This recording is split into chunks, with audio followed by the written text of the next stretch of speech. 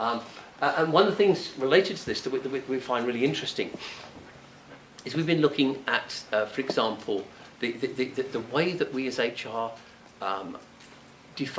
support people. I mean, I joked earlier that HR stood for hire and run, but in one particular aspect it does.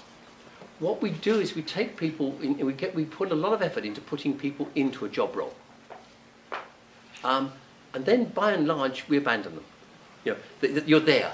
You've arrived. You fitted this job perfectly. Therefore, you're great. We can leave you to it.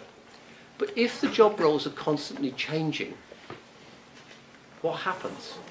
Well, very often the skill set, the strengths of that individual, and the needs of the job start to diverge. And the more that they diverge, the more that we perceive them to be not performing. So instead of saying, reviewing on a regular basis, what is the nature of this job? What are the strengths that are needed to do this job really well? Should we be either changing the job so it fits the individual, or moving the individual to another job which fits their strengths? But no, we leave them there. And then we give them performance reviews. And we start to say, you're not performing in this or that, the other.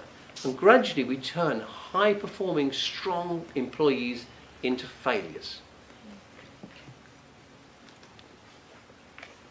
And I think that's one of the things that we as HR have to take responsibility for, and to recognise in a systemic environment, in an evolving environment, jobs will change, the nature, the requirement of jobs will change. We have a responsibility to those employees not to let them sink, not to turn them from success into failures, but to actually invest in their continuing success by changing the job roles. The dynamics of the individual and the role, constantly moving, not static.